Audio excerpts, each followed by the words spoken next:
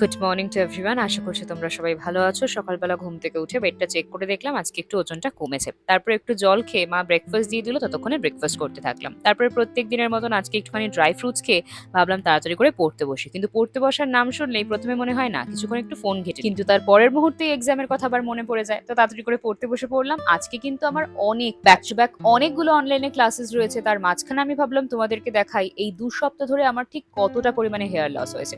তো আজকে আমি তার জন্য বাড়িতে বানাচ্ছি একটা ডিআইওয়াই হেয়ার। বিগত 1 সপ্তাহ ধরে আমি এই হেয়ার মাস্কটা ইউজ করছি আর চুলে কিন্তু ভিজিবলি একটা চেঞ্জ লক্ষ্য করতে পারছি। তো দেখতেই পাচ্ছ আমি আমার হেয়ার রুটস অ্যাপ্লাই করছি এই হেয়ার মাস্কটা, তারপরে ভালোভাবে শ্যাম্পু করে নিচ্ছি।